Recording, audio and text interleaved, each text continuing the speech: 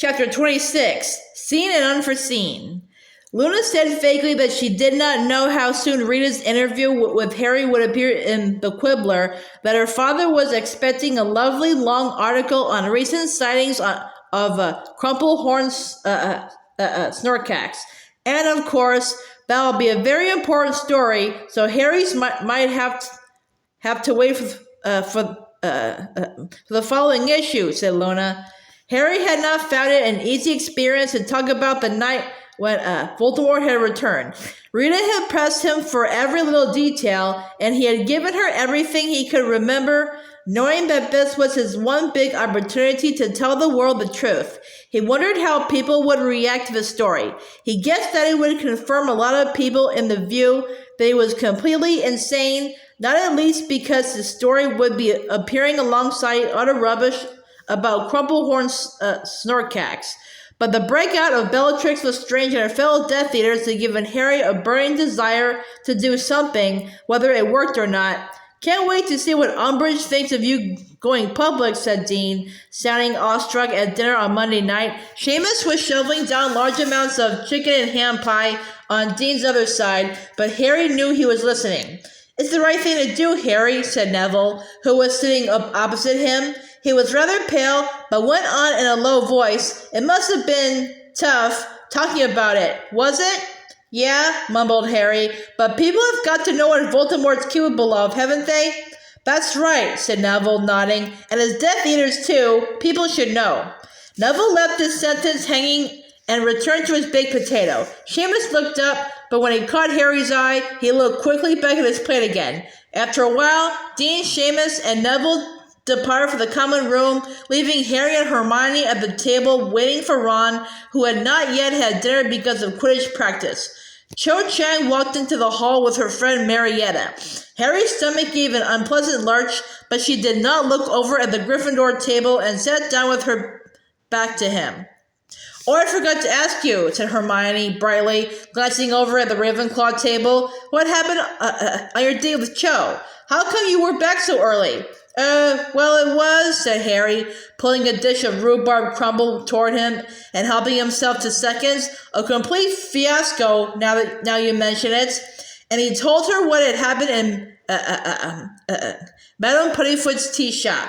So then, he finished several minutes later, as the final bit of crumble disappeared, she jumps up right and says, I'll see you around, Harry, and runs out of the place. He put down his spoon and looked at Hermione. I mean, what was all that about? What was going on? Hermione glanced over at the back of Cho's head and sighed. Oh, Harry, she said sadly. Well, I'm sorry, but you were a bit tactless. Me? Tactless? Said Harry, outraged. 1 minute we were getting on fine. Next minute she was telling me that Roger Davies asked her out and how she used to go and snog Cedric in that stupid tea shop. How was I supposed to feel about that? Well, you see, said Hermione, with a patient air of one explaining that 1 + 1 = 2 to an over-emotional toddler, you shouldn't have told her that you wanted to meet me halfway through your day.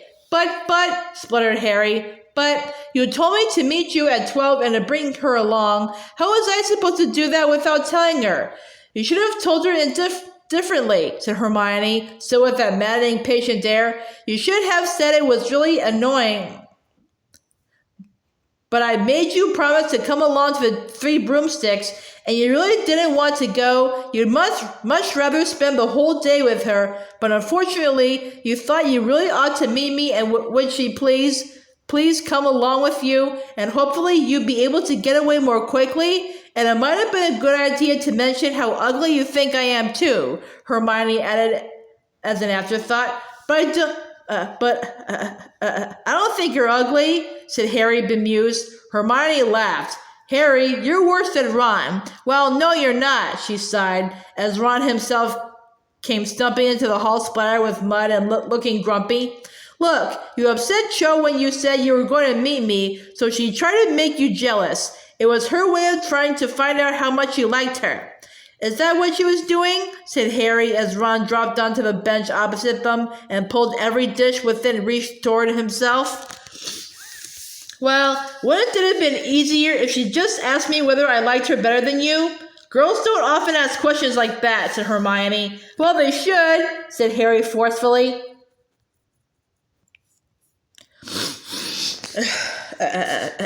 But I could have just told her I fancy her, and she wouldn't have had to get herself all worked up again about Cedric dying. I'm not saying what she did was sensible, said Hermione, as Ginny joined them, just as muddy as Ron and looking equally disgruntled. I'm just trying to make you see how she was feeling at the time. You should write a book, Ron told Hermione as he cut up his potatoes, translating mad things girls do so boys can understand them. Yeah, said Harry fervently, looking over at the Ravenclaw table. Cho had just got up, still not looking at him. She left the Great Hall. Feeling rather depressed, he looked back at Ron and Ginny. So, how was Quidditch practice? It was a nightmare, said Ron in a surly voice. Oh, come on, said Hermione, looking at Ginny. I'm sure it wasn't that. Yeah, yes, it was, said Ginny. It was appalling. Angelina was nearly in tears by the end of it. Ron and Ginny went off for baths after dinner. Harry and Hermione returned to the busy Gryffindor common room and their usual pile of homework. Harry had been struggling with a new star chart for astronomy for half an hour when Fred and George turned up. Ron and Ginny not here? Asked Fred, looking around as he pulled up a chair, and when Harry shook his head, he said, Good. We were watching their practice. They're going to be slaughtered. They're complete rubbish without us. Come on, Ginny's not bad, said George fairly, sitting down next to Fred. Actually, I don't know how she got so good, seeing how we never let her play with us. She's been breaking into your broom shed in the garden since the age of 6 and taking each of your brooms out in turn when you weren't looking, said Hermione from behind her tottering pile of ancient rune books. Oh, said George, looking mildly impressed. Well, that'd explain it. Has Ron saved a goal yet? Asked Hermione, peering over the top of magical hieroglyphs and logograms. Well, he can do it if he doesn't think anyone's watching him, said Fred, rolling his eyes. So all we have to do is ask the crowd to turn their backs and talk among themselves every time the quaffle goes up his end on Saturday. He got up again and moved restlessly to the window, staring out across the dark grounds. You know, Quidditch was about the only thing in this place worth staying for. Hermione cast him a stern look. You've got exams coming. Told you already, we're not fussed about any WT, said Fred. The snack boxes are ready to roll. We found out how to get rid of those boils. Just a couple of drops of Murlap essence sorts them. Lee put us onto it. George yawned widely and looked out disconsolately at the cloudy night sky. I don't know if I even want to watch this match. If Zachariah Smith beats us, I might have to kill myself. Kill him more like, said Fred firmly. That's the trouble with Quidditch, said Hermione absent-mindedly, once again bent over her rune translation. It creates all this bad feeling and tension between the houses. She looked up to find her copy of Spellman's syllabary and caught Fred, George, and Harry looking at her with expressions of mingled disgust and incredulity on their faces. Well, it does, she said impatiently. It's only a game, isn't it? Hermione, said Harry, shaking his head, you're good on feelings and stuff, but you just don't understand about Quidditch. Maybe not, she said darkly, returning to her translation again, but at least my happiness doesn't depend on Ron's goalkeeping ability. And though Harry would rather have jumped off the astronomy tower than admitted to her, by the time he had watched the game the following Saturday, he would have given any number of galleons not to care about Quidditch either. The very best thing you could say about the match was that it was short. The Gryffindor spectators had to endure only 22 minutes of agony. It was hard to say what the worst thing was. Harry thought it was a close-run contest between Ron's 14th failed save, Sloper missing the bludger but hitting Angelina in the mouth with his bat, and Kirk shrieking as Zachariah Smith zoomed at him carrying the quaffle and falling backward off his broom. The miracle was that Gryffindor only lost by 10 points. Ginny managed to snatch the snitch from right under Hufflepuff seeker Summerbee's nose so that the final score was 240 versus 230. Good catch, Harry told Ginny back in the common room, where the atmosphere closely resembled that of a particularly dismal funeral. I was lucky, she shrugged. It wasn't a very fast snitch and Summerbee's got a cold. He sneezed and closed his eyes at exactly the wrong moment. Anyway, once you're back in the team... Ginny, I've got a lifelong ban. You're banned as long as Umbridge is in the school, Ginny corrected him. There's a difference. Anyway, once you're back, I think I'll try out for Chaser. Angelina and Alicia are both leaving next year, and I prefer goal scoring to seeking anyway. Harry looked over at Ron, who was hunched in a corner, staring at his knees, a bottle of butterbeer clutched in his hand. Angelina still won't let him resign, Ginny said, as though reading Harry's mind. She says she knows he's got it in him.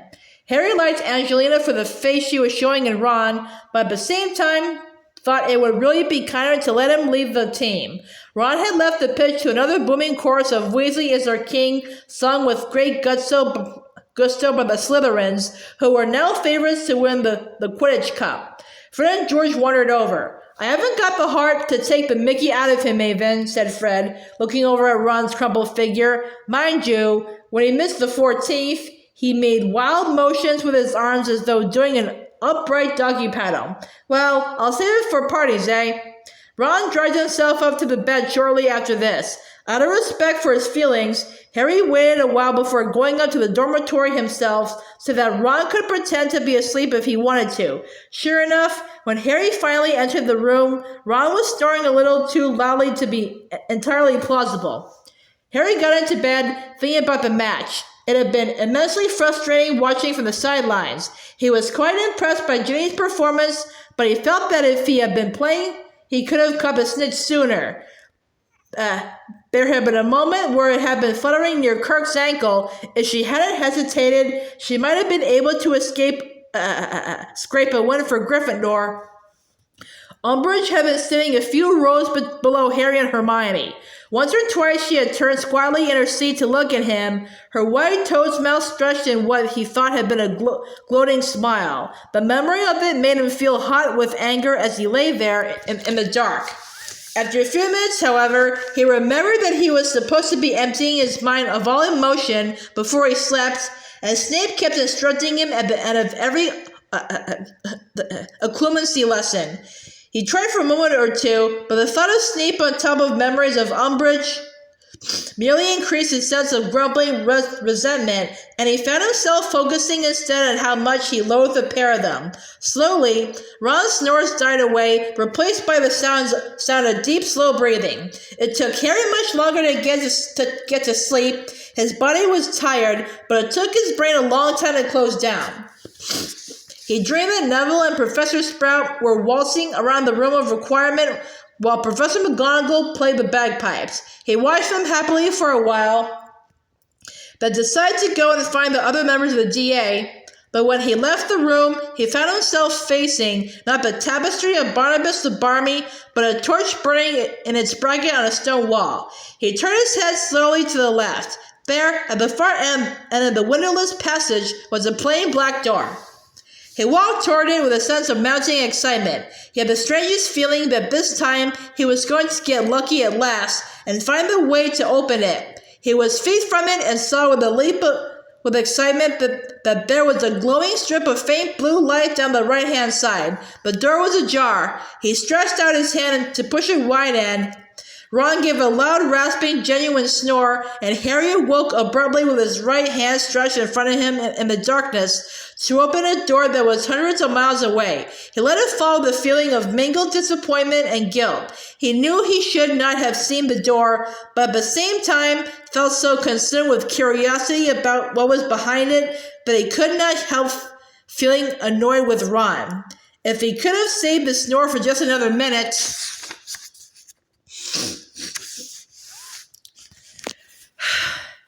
They entered the Great Hall for breakfast at exactly the same moment as the post-owls on Monday morning. Hermione was not the only person eagerly awaiting her daily prophet. Nearly everyone was eager for more news about the escaped Death Eaters, who, despite many reported sightings, had still not been caught. She gave a delivery owl a nut and unfolded the newspaper eagerly while Harry helped himself to orange juice.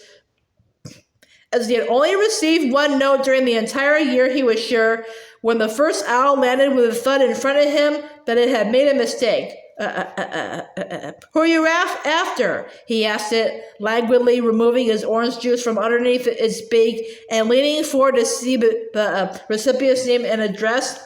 Harry Potter, Great Hall, Hogwarts School. Frowning, he made to take the letter from the owl, but before he could do so, 3, 4, 5 more owls had fluttered down beside it and were jockeying for position, treading in the butter, knocking over the salt, and each attempting to give him their letters first.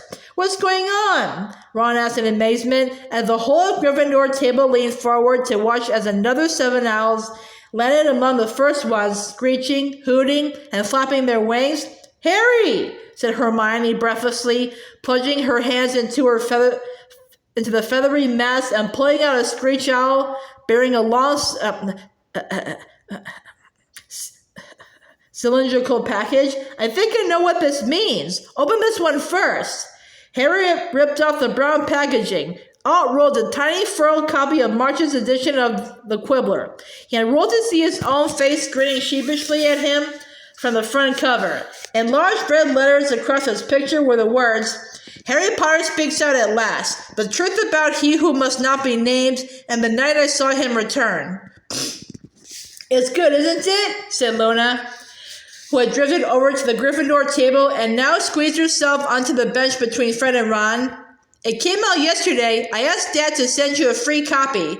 I expect all these. She waved a hand at the assembled owls still scrabbling around on the table in front of Harry are letters from readers. That's what I thought, said Hermione eagerly. Harry, do you mind if we help yourself? Said Harry, feeling slightly bemused. Ron and Hermione both started ripping open envelopes. This one's from a bloke who thinks you're off your rocker, said Ron, glancing down his letter. Ah, well, this woman recommends you try a good course of shock spells at St. Mungo, said Hermione, looking disappointed and crumpling up a second. This one looks okay, though, said Harry slowly, scanning a long letter from a witch in Paisley. Hey, she says she believes me. This one's in 2 minds, said Fred, who had joined in the letter opening with enthusiasm. Says you don't come across as a bad person, but he really doesn't want to believe you-know-who's back, so he doesn't know what to think now. Blimey, what a waste of parchment. Here's another one you've convinced, Harry, said Hermione excitedly. Having read your side of the story, I am forced to the conclusion that the Daily Prophet has treated you very unfairly.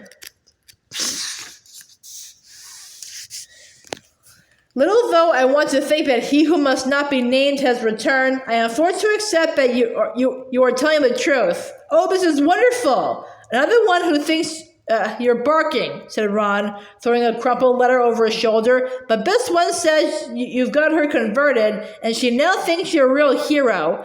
She's put in a photograph too. Wow. What is going on here? Said a falsely sweet girlish voice.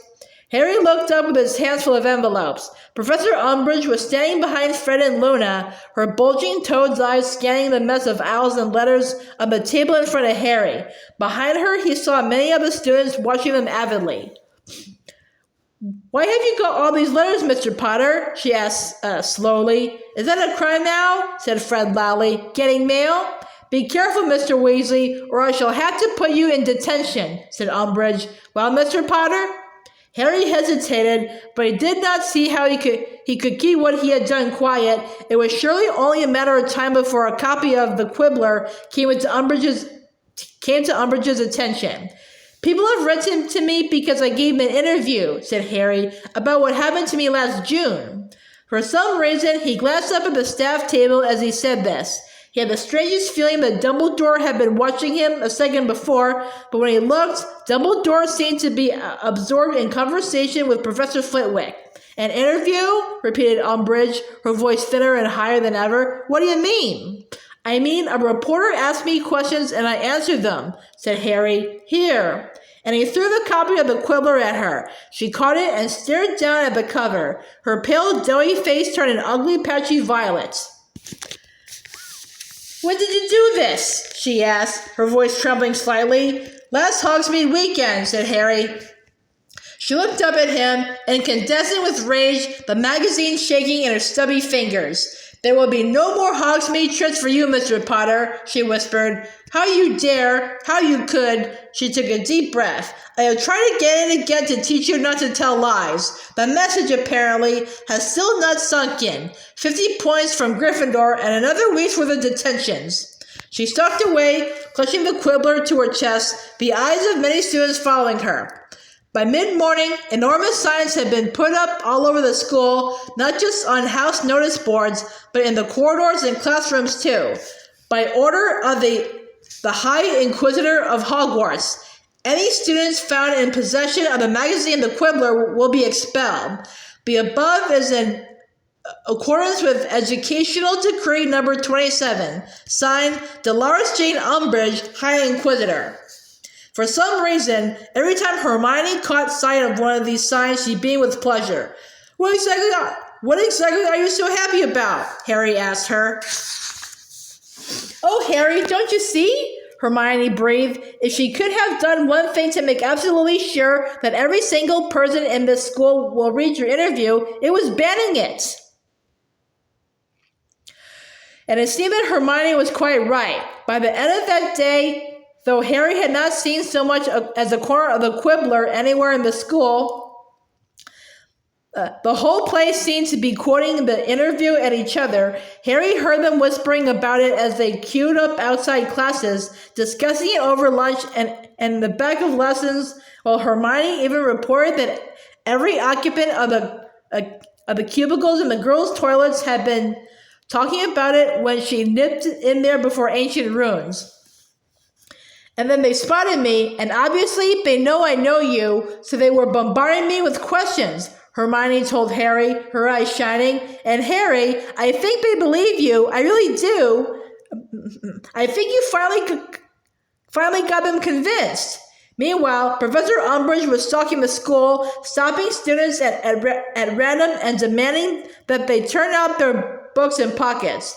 Harry knew she was looking for copies of the Quibbler, but the students were several steps ahead of her. The pages carrying Harry's interview had been bewitched to resemble extracts from textbooks if anyone but themselves read it, or else wiped magically blank until they wanted to peruse it again. Soon it seemed that every single person in the school had read it.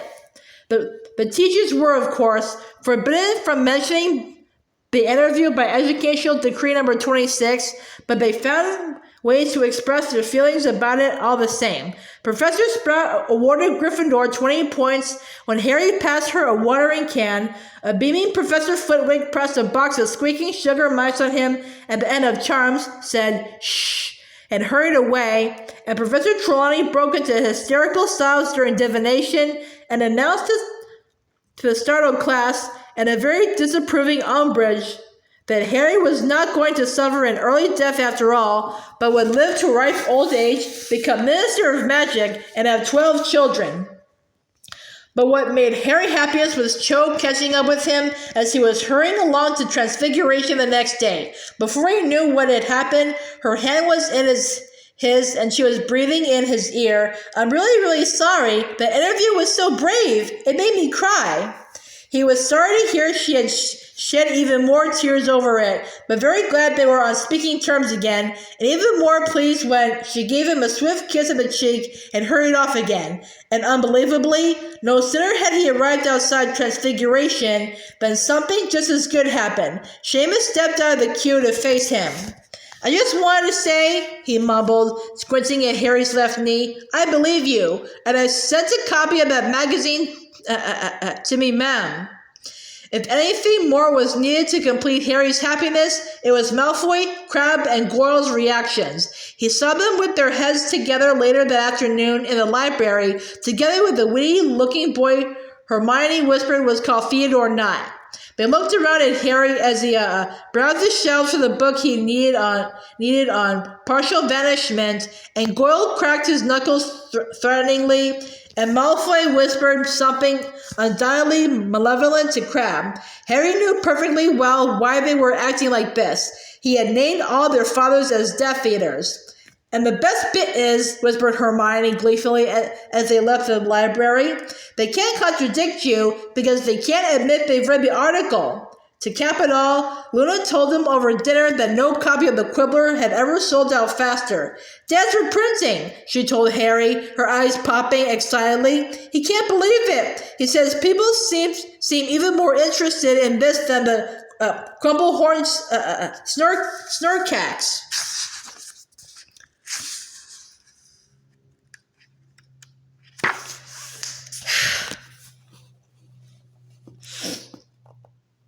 Harry was a hero in the Gryffindor common room that night.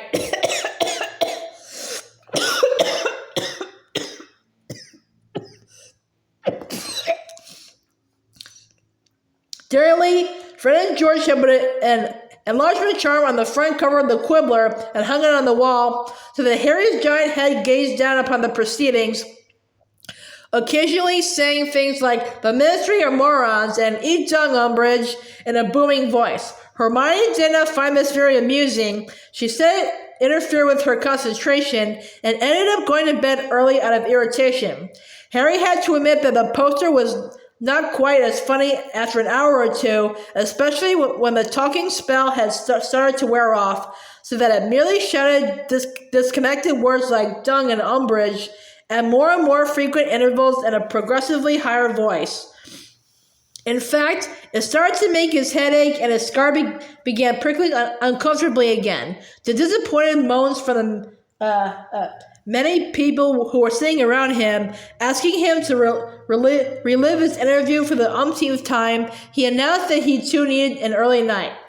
The dormitory was empty when he reached it. He rested his forehead for a moment against the cool glass of the window beside his bed and felt soothing against his scar. Then he undressed and got into bed, wishing his headache would go away. He also felt slightly sick. He rolled over onto his side, closed his eyes, and fell asleep almost at once. He was standing in a dark, curtained room lit by a single branch of candles. His hands were clenched on the back of a chair in front of him. They were long-fingered and white as though they had not seen sunlight for years, and looked like large, pale spiders against the dark velvet of the chair. Beyond the chair, in a pool of light cast upon the floor by the candles, knelt a man in black robes. "I've been badly advised, it seems," said Harry, in a high, cold voice that pulsed with anger. "Master, I crave your pardon," croaked the man kneeling on the floor. The back of his head glimmered in the candlelight. He seemed to be trembling. "I do not blame you, Rookwood," said Harry in that cold, cruel voice. He relinquished his grip upon the chair and walked around it, closer to the man cowering upon the floor until he stood directly over him in the darkness, looking down from a far greater height than usual. "You are sure of your facts, Rookwood?" asked Harry. "Yes, my lord, yes. I used to work in the department after all. Avery told me Bo would be able to remove it. Bo could never have taken it, master. Bo would have known he could not. Undoubtedly, that is why he fought so hard against Malfoy's imperious curse." "Stand up, Rookwood," whispered Harry. The kneeling man almost fell over in his haste to obey. His face was pockmarked, but scars were thrown into relief by the candlelight. He remained a little stooped when standing as though halfway through a bow, and he darted terrific looks up at Harry's face. "You have done well to tell me this," said Harry. "Very well. I have wasted months on fruitless schemes, it seems, but no matter. We begin again from now. You have Lord Voldemort's gratitude, Rookwood." "My lord, yes, my lord," gasped Rookwood, his voice hoarse with relief. I shall need your help. I shall need all the information you can give me." "Of course, my lord. Of course, anything." "Very well. You may go. Send Avery to me." Rookwood scurried backward, bowing, and disappeared through a door.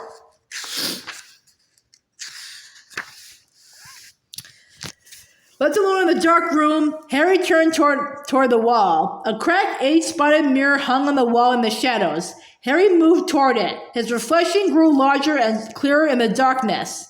A face wider than a skull, red eyes with slits for pupils. No! What? Yelled a voice nearby.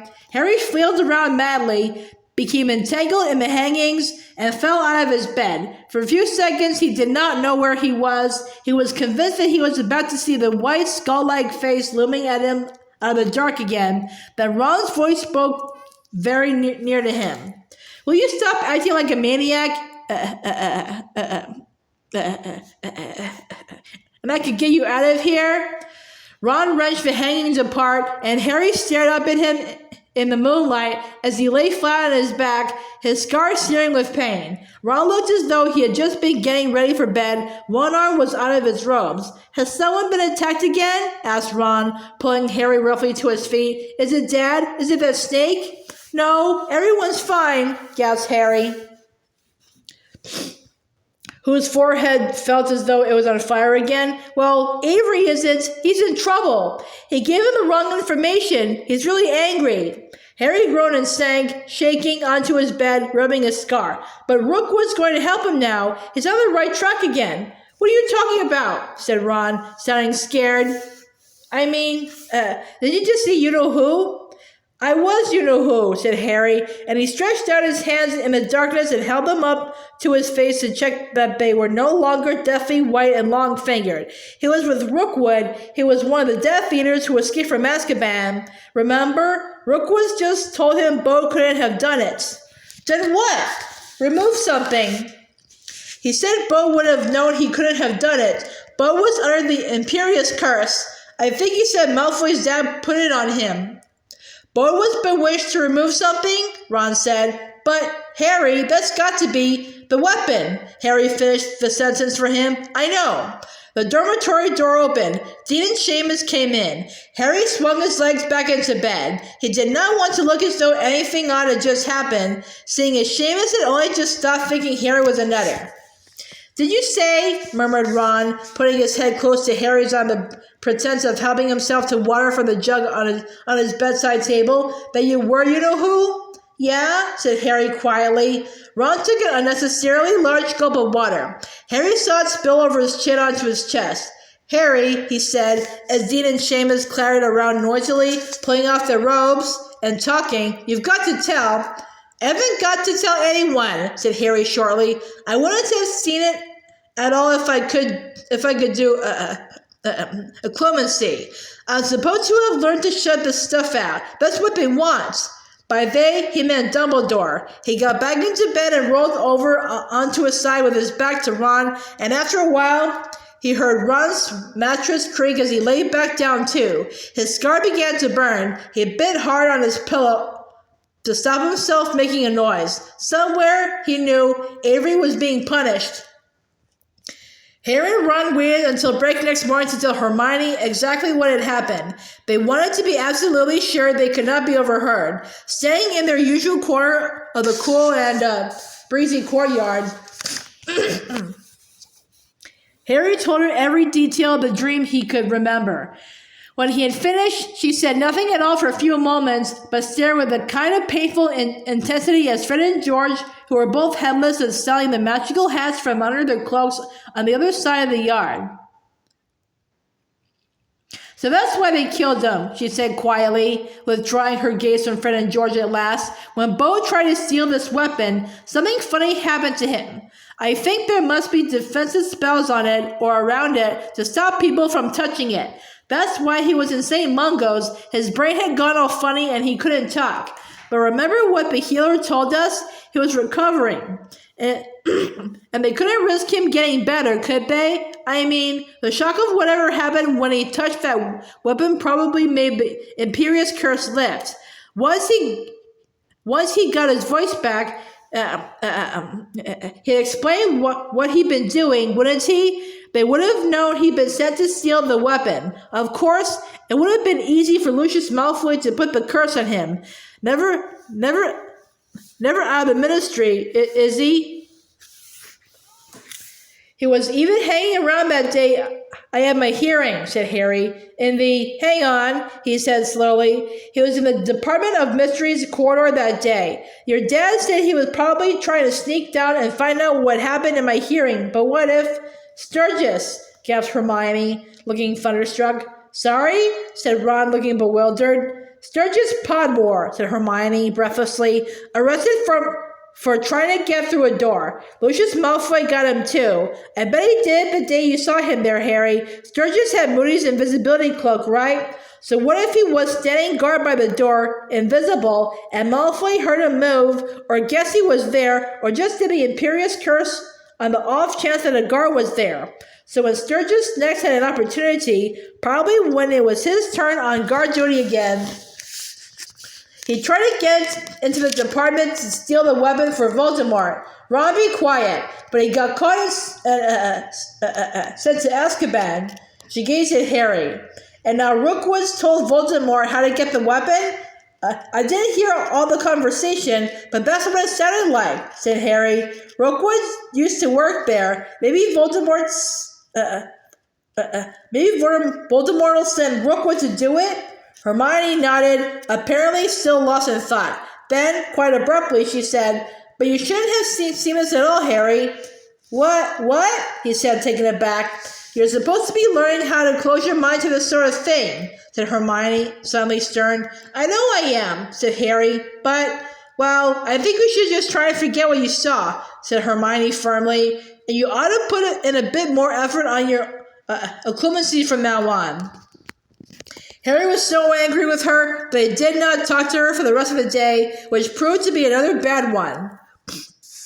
When people were not discussing the escaped Death Eaters in the corridors today, they were laughing at Gryffindor's abysmal performance in their match against Hufflepuff. The Slytherins were singing Weasley is our king so loudly and frequently that by sundown, Filch had banned from the corridors out of sheer irritation. The week did not improve as it progressed. Harry received 2 more D's and potions, was still on tenterhooks that Hagrid might get a sack, and could not stop himself from dwelling on the dream in which he had seen Voldemort, though he did not bring it up with Ron and Hermione again, because he did not want another telling off from Hermione. He wished very much that he could have talked to Sirius about it, but that was out of the question, so he tried to push the matter to the back of his mind.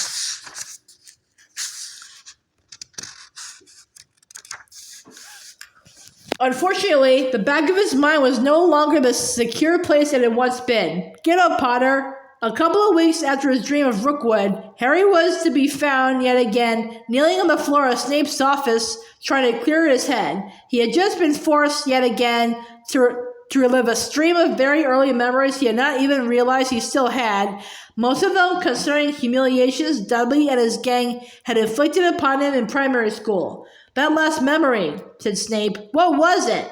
I don't know, said Harry, getting wearily to his feet. He was finding it increasingly difficult to disentangle separate memories from the rush of images and sounds that Snape kept calling forth. You mean the one where my cousin tried to make me stand in the toilet? No, said Snape softly. I mean the one concerning a man kneeling in the middle of a darkened room. It's nothing, said Harry. Snape's dark eyes bored into Harry's. Remembering what Snape had said about eye contact being crucial to legitimacy, Harry blinked and looked away. How did that man in that room come to be inside your head, Potter? Said Snape. Said Harry, looking everywhere but at Snape. It was just a dream I had. A dream, repeated Snape. There was a pause during which Harry stared fixedly at a large dead frog suspended in a purple liquid in its jar. You do know why we are here, don't you, Potter? Said Snape in a low, dangerous voice. You do know why I am giving up my evenings to this tedious job? Yes, said Harry stiffly. Remind me why we are here, Potter.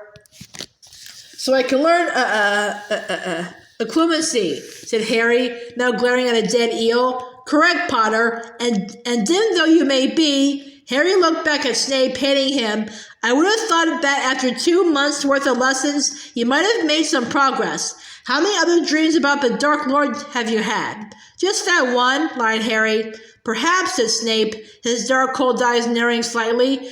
Perhaps you actually enjoy having these visions and dreams, Potter. Maybe they make you feel special, important? No, they don't, said Harry. His jaw set and his fingers clenched tightly around the handle of his wand. That is just as well, Potter, said Snape coldly, because you are neither special nor important, and it is not up to you to find out what the Dark Lord is saying to his Death Eaters. No, that's your job, isn't it? Harry shot at him. He had not meant to say it, and it burst out of him in temper. For a long moment they stared at each other, Harry convinced he had gone too far. But there was a curious, almost satisfied expression on Snape's face when he answered. Yes, Potter, he said, his eyes glinting. That is my job. Now, if you are ready, we will start again. He raised his wand. 1, 2, 3. Legilimens. 100 Dementors were swooping toward Harry across the lake in the grounds.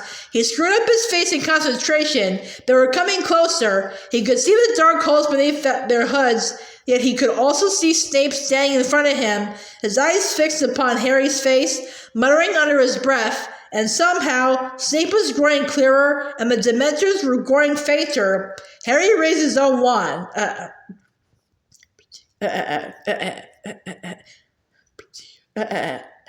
Protego.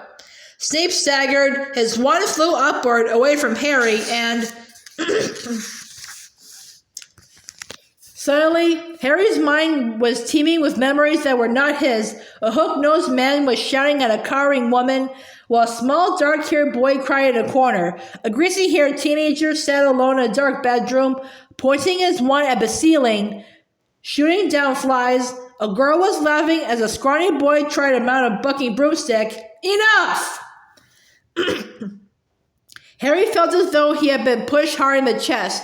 He took several staggering steps backward, hit some of the shells covering Snape's walls, and heard something crack. Snape was shaking slightly, very white in the face. The back of Harry's robes were damp. One of the jars behind him had broken when he fell against it. The pickled, slimy thing within was swirling in its dangerous potion, in its draining potion. Reparo, hissed Snape, and the jar sealed itself once more. Well, Potter, that was certainly an improvement. Panting slightly, Snape straightened the pensieve in which he had again stored some of his thoughts before starting the lesson, almost as though checking that they were still there. I don't remember telling you to use a shield charm, but there's no doubt that it was effective. Harry did not speak. He felt bad to say anything might be dangerous. He was sure he had just broken into Snape's memories, that he had just seen scenes from Snape's childhood, and it was unnerving to think that the crying little boy who had watched his parents shouting was actually standing in front of him with such loathing in his eyes. Let's try again, shall we? Said Snape. Harry felt a thrill of dread. He was about to pay for what had just happened. He was sure of it. They moved back into position with the desk between them. Harry feeling he was going to find it much harder to empty his mind this time. On the count of 3 then, said Snape, raising his wand once more. 1, 2... Harry did not have time to gather himself together and attempt to clear his mind, for Snape had already cried, Legilimens. He was hurling along the corridor toward the Department of Mysteries, past the blank stone walls, past the torches. The plain black door was growing ever larger. He was moving so fast he was going to collide with it. He was feet from it, and he could see that chink of faint blue light again. The door had flown open. He was through it at last, inside a black wall, black floored circular room lit with blue flame candles, and there were more doors all around him. He needed to go on, but which door ought he to take? Potter! Harry opened his eyes. He was flat on his back again with no memory of having gotten there. He was also panting as though he really had run the length of the Department of Mysteries corridor, Really had sprinted through the black door and found the circular room. Explain yourself, said Snape, who was standing over him looking furious. I don't know what happened, said Harry truthfully, standing up. There was a lump in the back of his head from where he had hit the ground, and he felt feverish. I've never seen that before. I mean, I told you, I dreamed about the door, but it never opened before. For some you are not working hard enough. For some reason, Snape seemed even angrier than he had done 2 minutes before, when Harry had seen into his own memories. You are lazy and sloppy, Potter. It is small wonder that the Dark Lord... Can you tell me something, sir? Said Harry, firing up again. Why do you call Voldemort the Dark Lord? I've only ever heard Death Eaters call him that. Snape opened his mouth in a snarl, and a woman screamed from somewhere outside the room. Snape's head jerked upward. He was gazing at the ceiling. What the? He muttered. Harry could hear a muffled commotion coming from what he thought might be the entrance hall. Snape looked around at him, frowning. Did you see anything unusual on your way down here, Potter? Harry shook his head. Somewhere above them, the woman screamed again. Snape strode to his office door, his wand still held at the ready, and swept out of sight. Harry hesitated for a moment, then followed. The screams were indeed coming from the entrance hall. They grew louder as Harry ran toward the stone steps leading up from the dungeons. When he reached the top, he found the entrance hall packed. Students had come flooding out of the great hall, where dinner was still in progress, to see what was going on. Others had crammed themselves onto the marble staircase. Harry pushed forward through a knot of tall Slytherins and saw that the onlookers had formed a great ring, some of them looking shocked, others even frightened. Professor McGonagall was directly opposite Harry on the other side of the hall. She looked as though what she was watching made her feel faintly sick. Professor Trelawney was standing in the middle of the entrance hall with her wand in one hand and an empty sherry bottle in the other, looking utterly mad. Her hair was sticking up on one end, her glasses were lopsided so that one eye was magnified more than the other. Her innumerable shawls and scarves were trailing haphazardly from her shoulders, giving the impression that she was falling apart at the seams. 2 large trunks lay on the floor beside her, one of them upside down. It looked very much as though it had been thrown down the stairs after her. Professor Trelawney was staring, apparently terrified, at something Harry could not see, but that seemed to be standing at the foot of the stairs. "No!" she shrieked. "No! This cannot be happening! It cannot! I refuse to accept it!"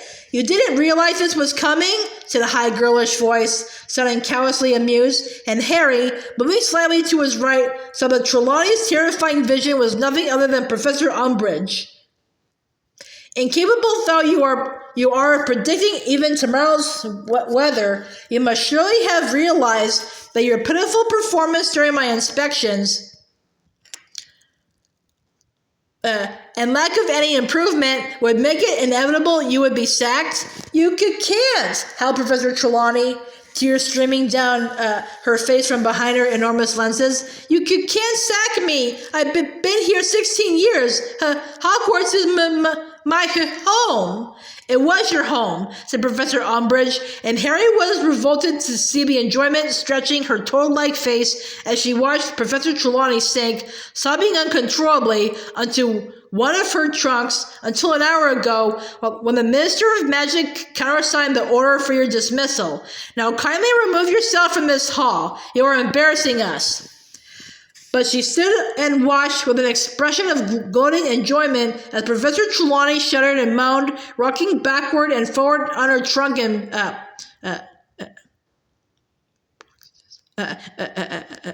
paroxysms of grief. Harry heard a sob to his left and looked around. Lavender and Parvati were both crying silently, their arms around each other, but he heard footsteps. Professor McGonagall had broken away from the spectators, marched straight up to Professor Trelawney, and was patting her firmly on the back while withdrawing a large handkerchief from within her robes. There, Sybil. Calm down. Blow your nose on this.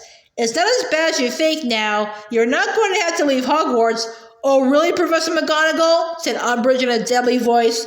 taking a few steps forward. And your authority for that statement is... That would be mine, said a deep voice. The oak front doors had swung open. Students beside them scuttled out of the way as Dumbledore appeared in the entrance. What he had been doing out in the grounds, Harry could not imagine, but there was something impressive about the sight of him framed in the doorway against an oddly misty night. Leaving the doors wide behind him, he strode forward through the circle of onlookers toward the place where Professor Trelawney sat, tear-stained and trembling upon her trunk, Professor McGonagall alongside her. "Yours, Professor Dumbledore?" said Umbridge, with a singularly unpleasant little laugh. "I'm afraid you do not understand the position I have here." She pulled the parchment scroll from within her robes, "an order of dismissal signed by myself and the Minister of Magic.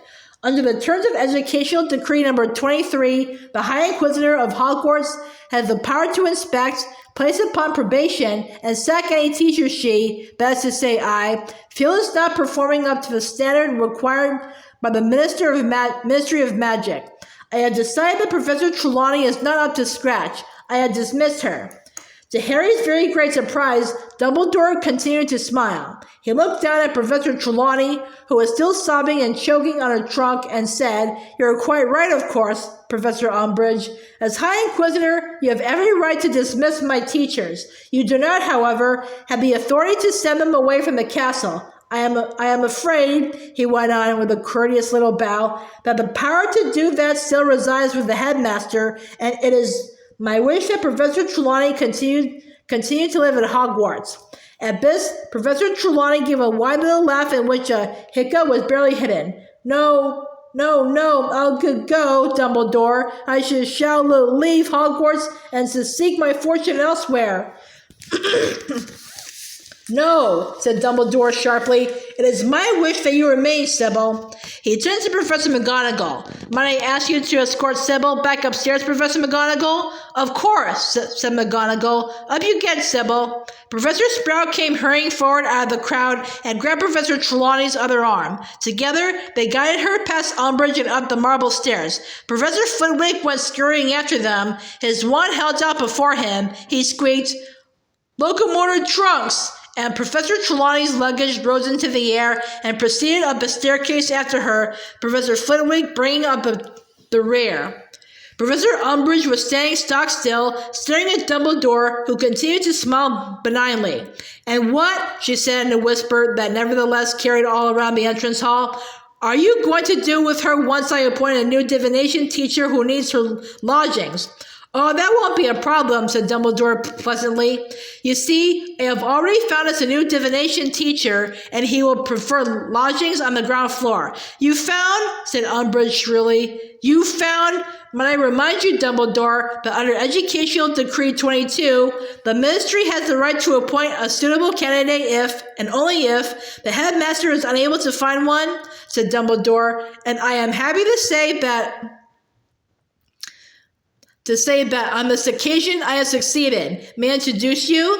He turned to face the open front doors, through which my mist was now drifting. Harry heard hooves. There was a shocked murmur around the hall, and those nearest the doors hastily moved even farther backward, some of them tripping over in their haste to clear a path for the newcomer.